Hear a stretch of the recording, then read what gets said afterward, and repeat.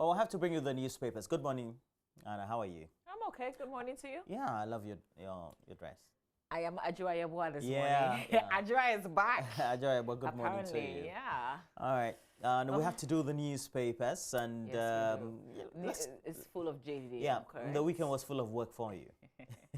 Yeah, we worked on Yeah, Saturday. the whole of the team here. Great work that you did. Yeah. You want to start with the daily graphic for us? Absolutely. Front page of the Daily Graphic newspaper. It's Mahama again on NDC ticket for 2020. Likely to slug it out with President Akufo-Addo. That's the big headline on the front page of the Daily Graphic. Examine free SHS policy dispassionately. A call by Dr. Robert Esiedu. Details of that in the paper. Stanchart launches full digital bank on mobile. Aims at deepening digital payments in Ghana. Also, the Speaker of Parliament, Professor Michael Onokwe, on it. And then Nigeria waits anxiously for poll results. They voted on Saturday. And the INEC, the Independent Electoral Commission, says that it is the only body that can declare results of the election. So everybody just waits.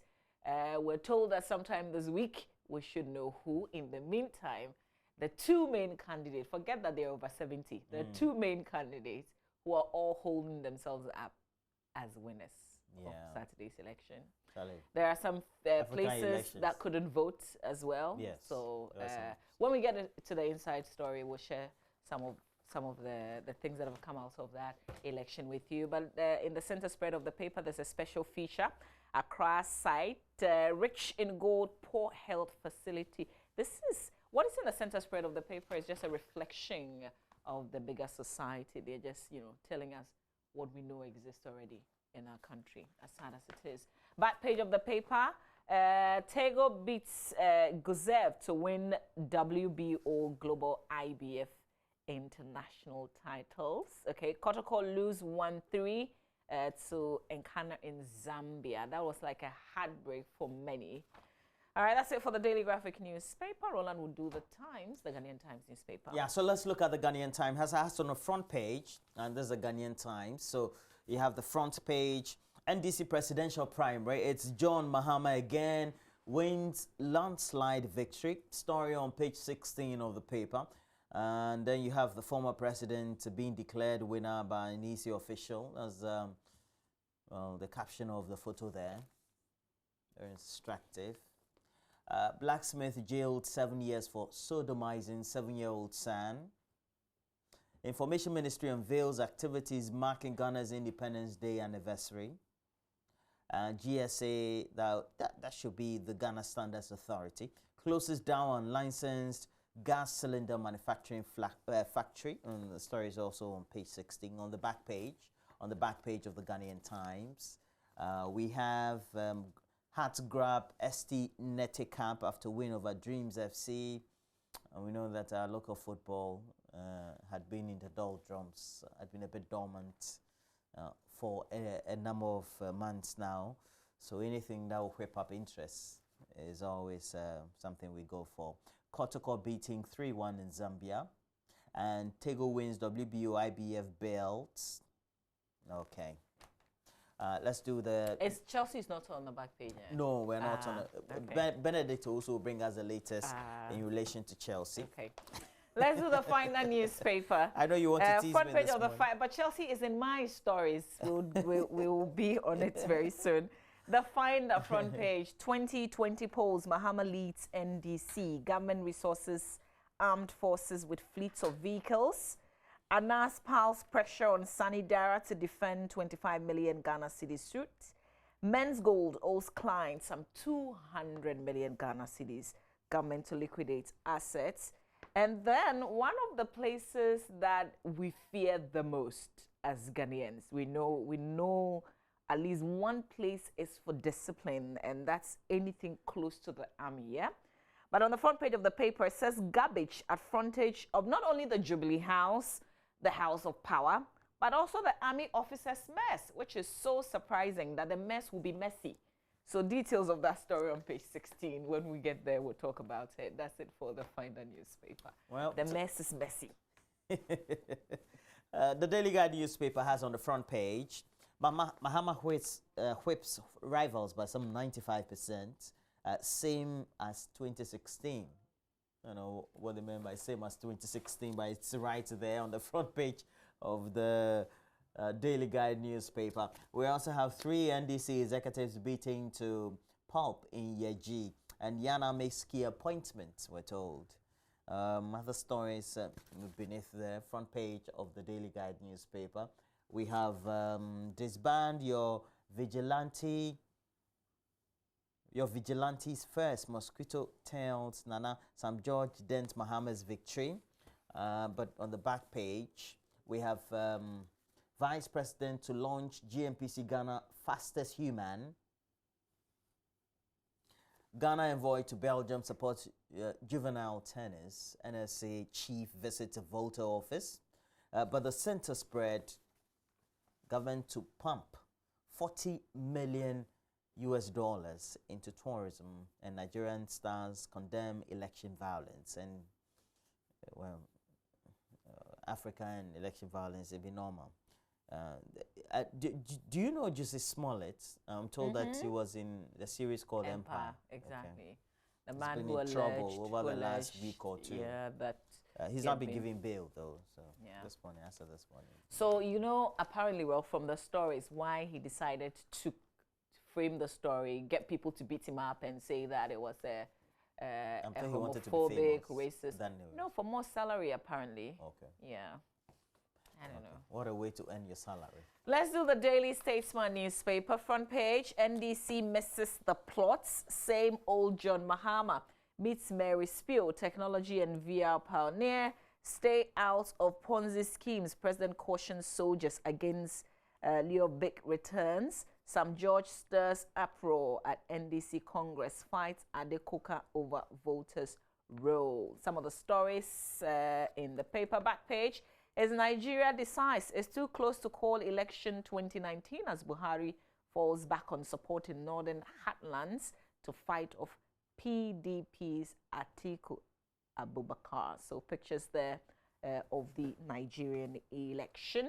That happened on Saturday. I think it was extended in some areas as well. Other areas couldn't vote at all, and we wait for the results. Okay, let's look at the last paper, the Gold Street Business. The Gold Street Business, this is the Gold Street Business, has on the front page, new Forex market directive takes off today. And then we have Ghana set to market investment opportunities at 2019 Global Gathering. You have a picture of Yofi Grant, the JIPC Chief Executive. Fresh rules for oil and gas insurance. And then on the back page, we have a couple of stories as well. Yeah, basically those will be it. Now, you want to make a pick or two? Yeah, but there's a headline here. CPP marks 53rd anniversary of Nkrumah's overthrow. The overthrow, they overthrew the first constitution of the republic, closed parliament, replaced the constitutionally elected executive with a police or military junta, and usurped the sovereign will of the people to choose how to be governed. I mean, I think it sums up. I thought I would just read that sums up what happened with this overthrow. Okay, so where do we begin? Mahama, it's Mahama again on NDC ticket for 2020. But let me just drop this one and do this garbage story in the Finder newspaper. So the picture that comes with the headline, which is on the front page, and also where you have the story itself, which is in black and white, so you may not really appreciate it even if I held it up. But they took the picture only yesterday, and it's the Jubilee House, the seats of governments, and then the army officers' mess. It's not like the entire place is messy, but they're just telling the story of how those who are paid to keep the place clean heap the refuse. So after sweeping, they kind of just heap it, and it's sitting there, right there in front of the Jubilee House. I get it. Exactly. So that's the story, but you know, be sure once it's been highlighted. So it's here in on page 16 in the Finder newspaper, but it's in black and white. Like I said, it's difficult to appreciate it like that as I'm holding it up. But it's also because, you know, the president says he wants Accra to be the cleanest city is it in West Africa or in Africa? In Africa. And to think that this is even our seat of government. Celebrated ceremonial street. Thank you, my darling. Ceremonial. That's where we take our big people, like that's the road. And this is what you see. This is where we get to have the school children stand when the prince is coming. Yes. And that's the situation here, which is really bad. So it stretches from the Jubilee House all through to the army officers' base. And that's the story that the Finder is painting this morning. Once it's been highlighted, it will be cleared, but it will happen again. No. But they're saying that even the Ghana Broadcasting Corporation, there was refuse heaped on the pavement as well at the 37 military hospital area. It was shocking to see refuse heaped against the walls of the army officers' mess. Anyone on the main road can clearly see the refuse dominated by plastics, and no one seems to be doing anything about it. And we have to be realistic. Pictures like these, and also all these inscriptions and the story, just tell us who we are as a people. And it looks like the behavioral pattern and the way it tends to permeate the way we manage waste collectively, it should be a concern for all of us. And it's now become a cliche. And because of that, it looks as if that we don't want to do anything about it. But we're not neat people. We're not people who are neat. I mean, generally, what's the point in keeping your home clean and the outside of your walls dirty? Exactly. Yeah. We don't take our hygiene and sanitary conditions serious. And you can take a look at it everywhere. It could be either your home or in the office or even in the community you live. True. Because sometimes you may move into a new upscale community or a new community, so to speak. And then you have the influx of many people, and over time, the community becomes shabby. Yeah. And it speaks volumes about how we even keep waste in the first place before it's collected. And constantly, the type of waste we generate, we could have done proper segregation, and ultimately, we could have helped the waste companies to collect waste in a more meaningful way that could also be put to better use than the current state in which. So it makes even turning the waste into something else more expensive at the end of the day. Yeah, because you have to do the sorting yourself.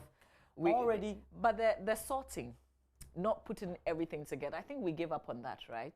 Because even when we had the bins, clearly put plastic here, put solid here, people were not sticking to it. Yeah, they were not. People were even stealing the metal structures in which we had the bins hooked onto. Initially, there were just bins that were put there. The bins were taken away, either their leads or something else.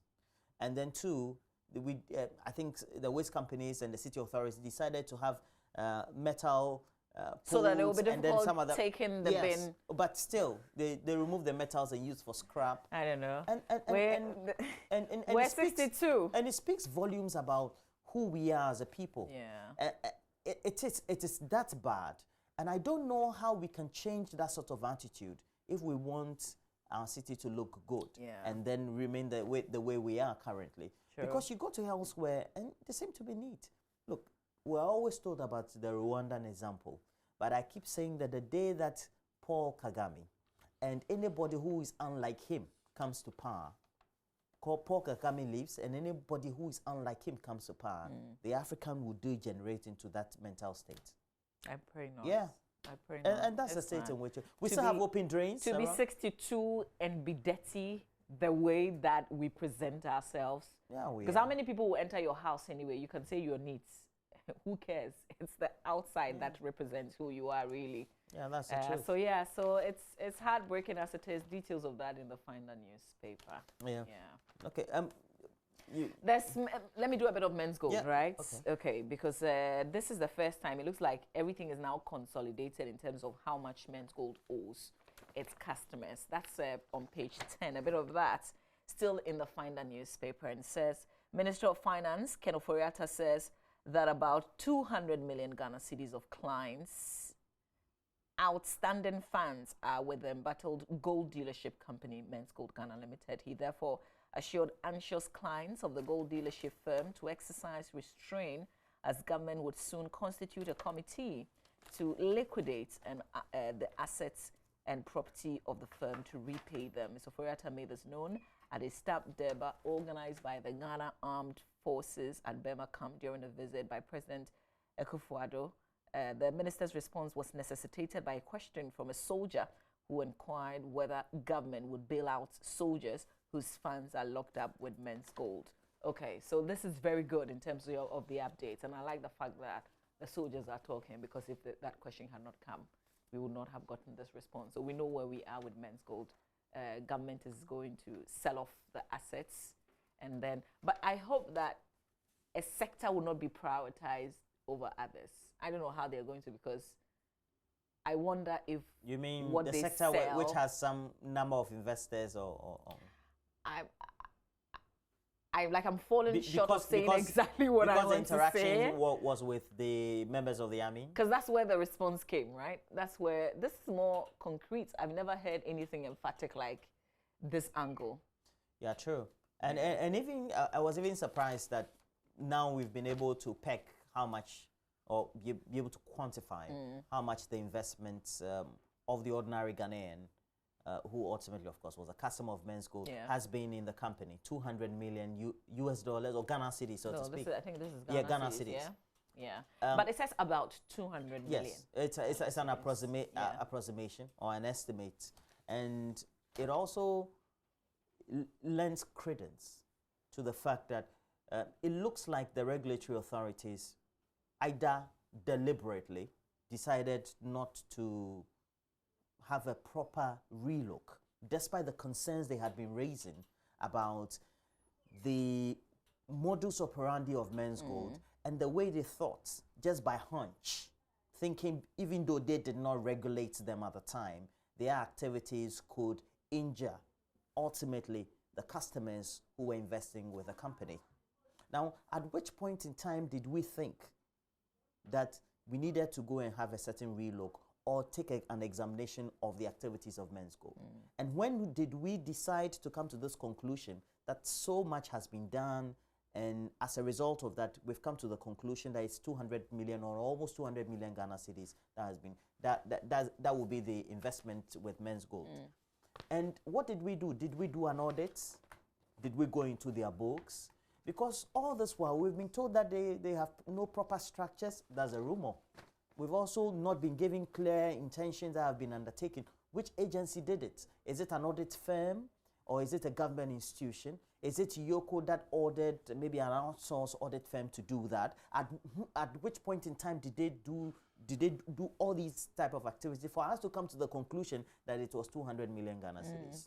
Now, 200 million Ghana cedis coming from who and who, where and where, which towns or which sectors were those people coming from? So like a proper breakdown. Exactly. And it is instructive for us to know that it is good for government institutions to be communicating these things to us. It also then lends credence to the president's own advice when he says that people should not go into such fishy deals, or that not everything that glitters is gold. But right now, we're just being told this in a vacuum. I'm not saying the finance minister is wrong, but I also think that... A lot more breakdown. You would have appreciated more of the breakdown. I think that they have a certain responsibility. 200 million cedis from where? How did we come to that conclusion? Well, is it not customers' monies invested in it? No, so... Or you're talking about how they verified the figure? Yes, how did it... Because then it will mean that maybe you audited their books, you've looked at their balance brought forward at the end of the day, maybe their money's with banks and things, or maybe you decided to do a survey among the customers, or you asked them. So I get what you mean, but you see, if it was a meet the press, then I guess somebody would have asked the follow-up. Well, that's why this will not come at a meet the press. That's the whole point. Because from the communication point of view, I will advise the finance minister any day, don't go ahead and go and meet the press, because the questions you will not be in a position to find responses for. But if people are in genuine need because their investments that they've toiled for are locked up somewhere, and nobody is giving them any sort of assurances until the last time the president made that announcement, and then the finance minister followed up during that meeting with the armed forces, well, then somebody needs to come also to give us some information, because not everybody that we're saying is not a customer of Men's Gold. Many people really who are not talking are also customers of Men's Gold. I agree. How did we come to that conclusion? And we need to be told. True. Where did Men's Gold invest the monies that they collected? Okay, but how will that help? I mean, how will that give back people's monies or people's investment? How's that supposed to help? I wonder if for a start. For a start, following the president's comments and what the finance minister has said, there's no way anybody has given any assurance that people's monies will be given to them. That whose assets? Men's Gold's assets? By who? Who's auctioning them? Who is evaluating them? Who is valuing those assets and ultimately going to auction them based on the regulations? And when is that going to be done?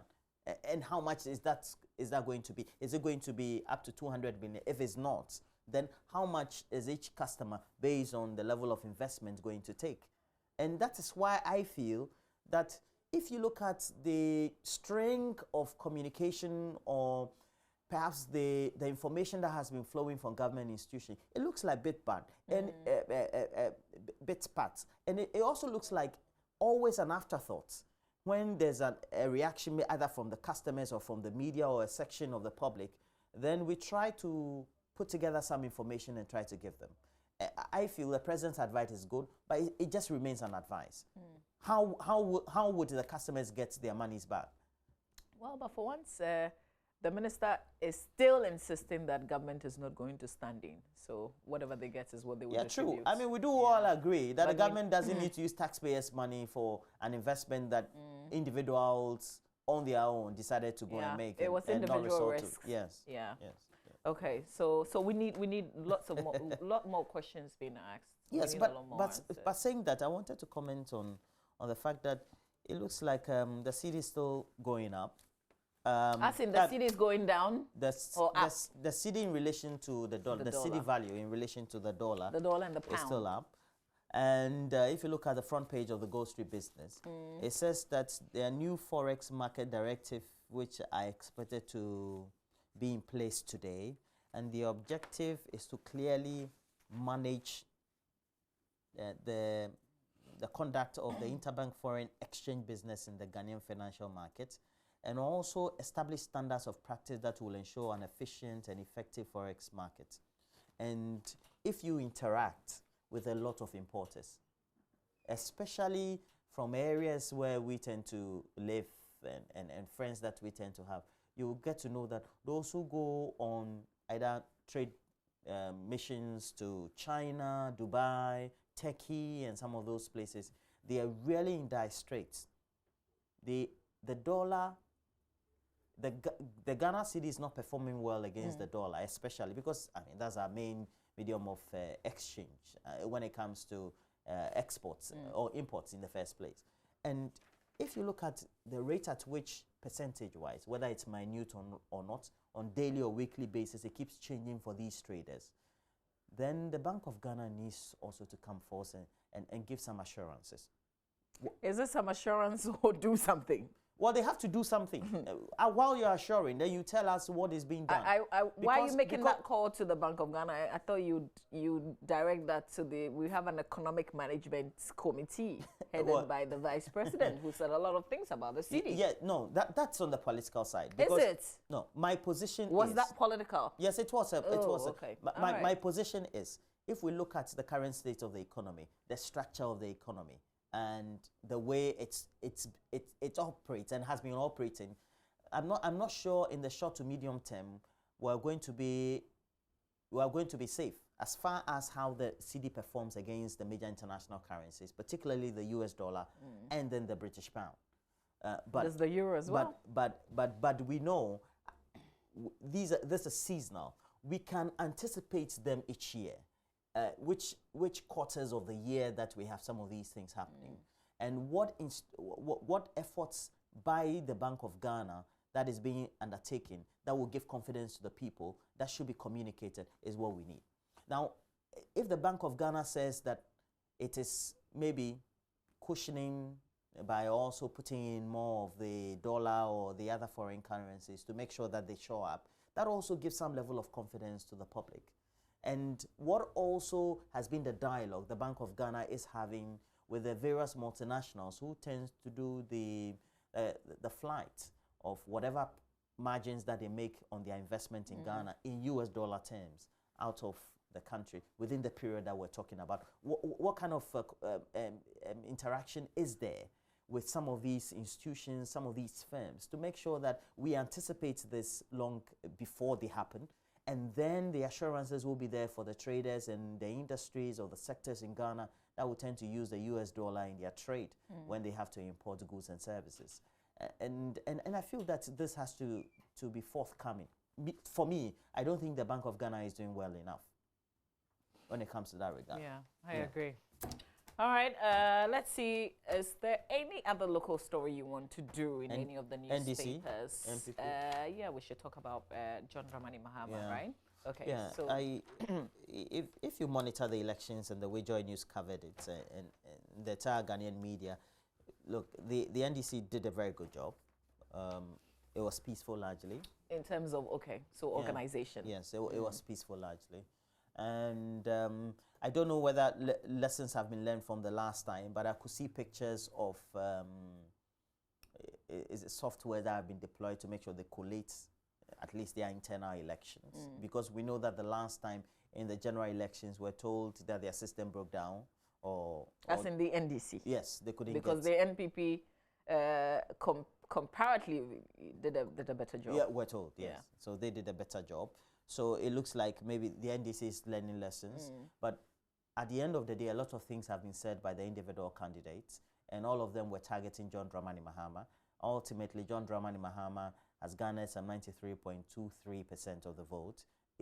It means that instructively, the larger population of NDC members who were delegates or who were voters during the primaries say that it is him they want to go with in the 2020 presidential elections.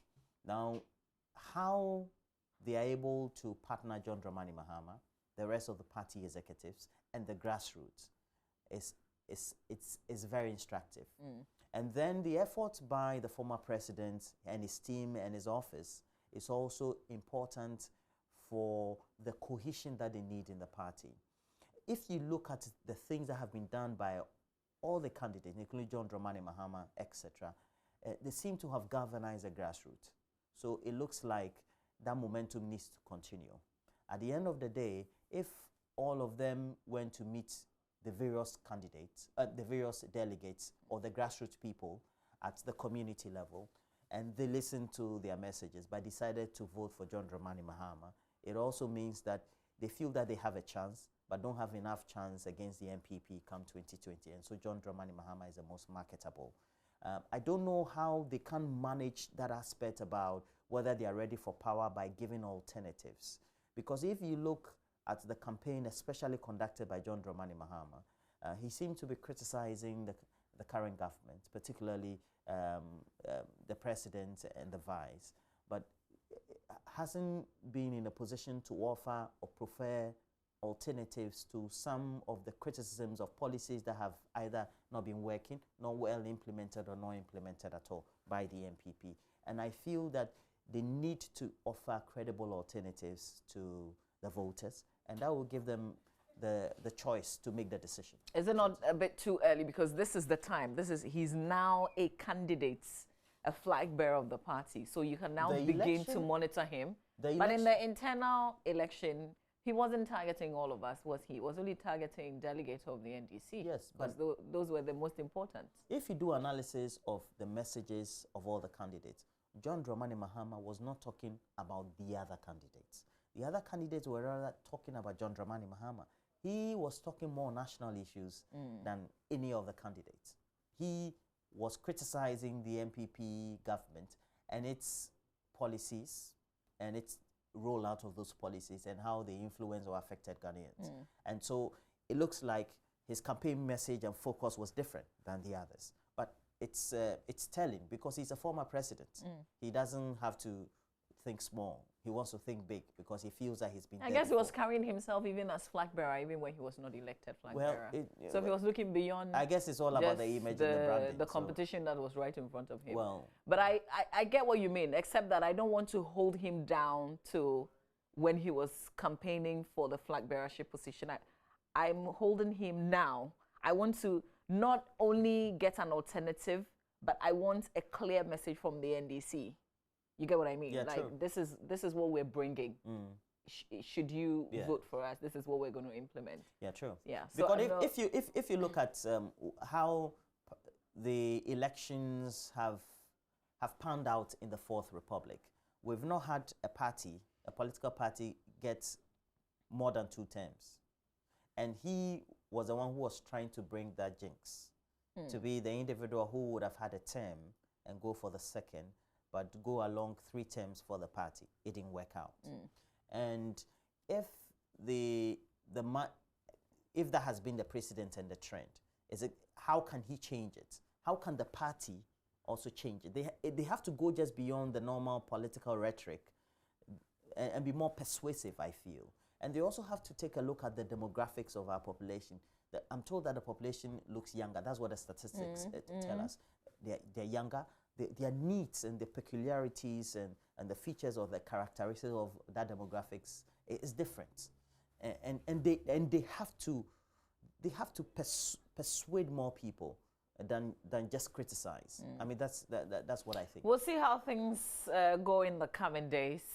So it's more like the campaign is on. Yeah. It looks like.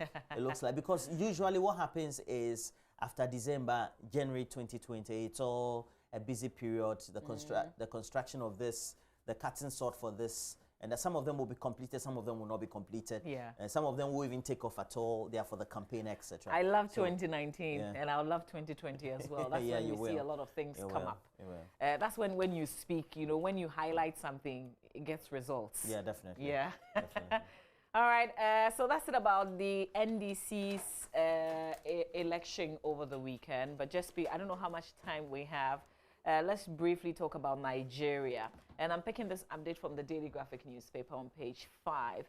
It says ballots are being counted in Nigeria's closely fought general election, although voting has been extended to a second day in some places due to logistical problems and some cases of violence.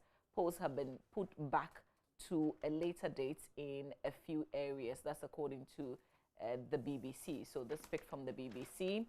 Now, though most of the country was calm, there were reports of attacks by the Boko Haram Islamist militant group in the north and voter intimidation, an attempt to steal ballot boxes from some polling stations, especially in the southern states of Rivers, Lagos, and Anambra. There was also some gunfire at Maiduguri about 2 hours before polls were due to open last Saturday. Residents of the town of Maiduguri, the capital of Borno State in the country's northeast, reported hearing several blasts and gunfire. Now, fast forward, there's also allegation of vote buying.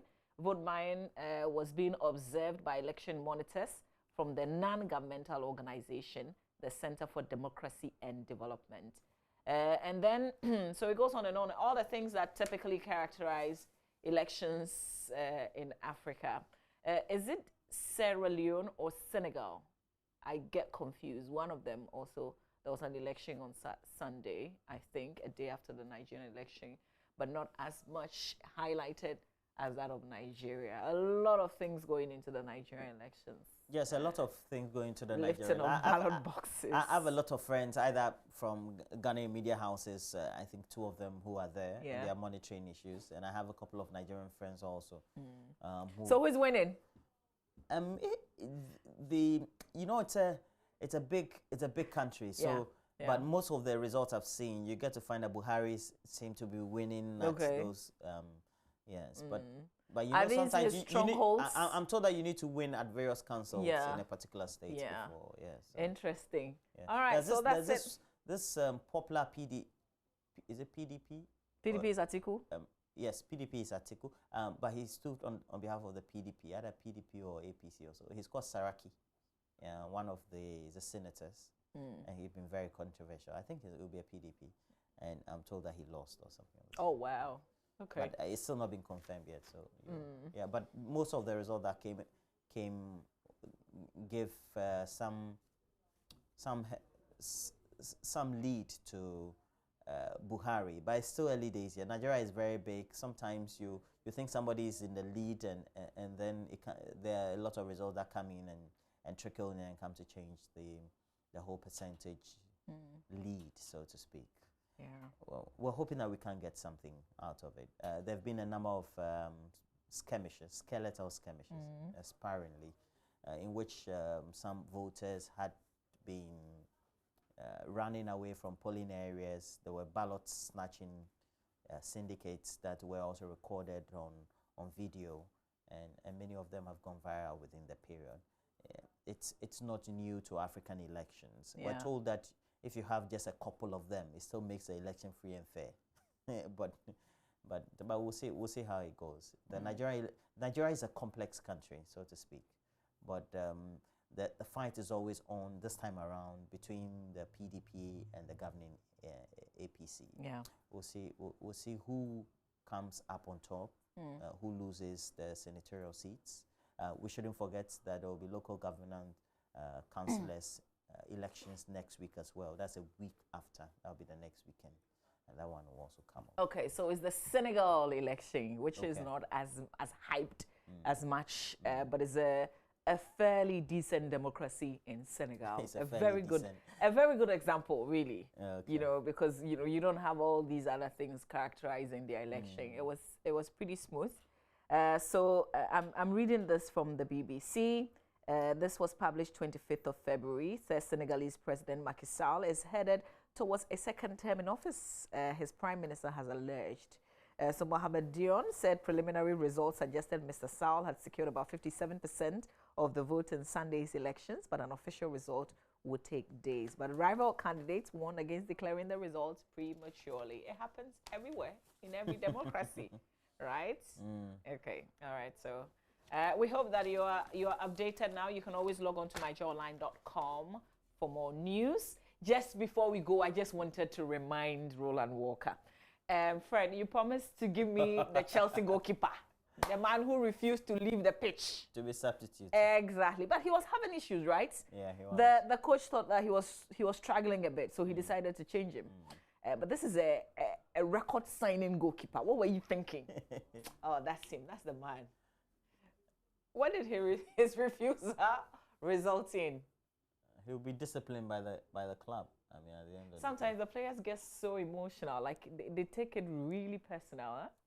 No, but these days the players are not as professional as we used to have. So. Okay. Well, we've been cut short. Yeah, true. So we have to. It's good for you, but Chelsea lost to Manchester City. Yeah.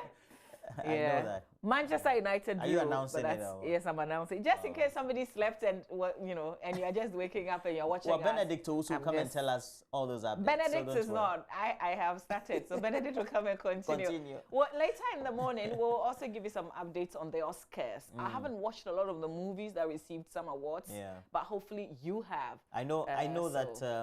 I think the Best Picture went to Green Book. Yeah. Yeah, so I heard. And then the lead actor went to Rami. He portrayed Queen's Mercury, Freddie Mercury. Yeah. Okay. I used to like Freddie Mercury. So there's also the Best Actress, British actress Olivia Colman. For which movie? I think it's in Green Book, right? Is it Green Book? No. Green Book. Maybe not Green Book. All the leads are. Oh, no. Okay.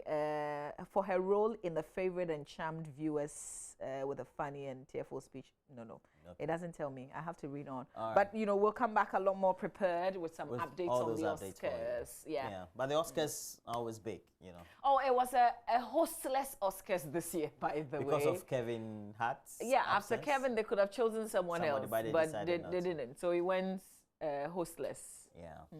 All right, so we have to take a break. When we come back, we'll bring you Benedict to his sports.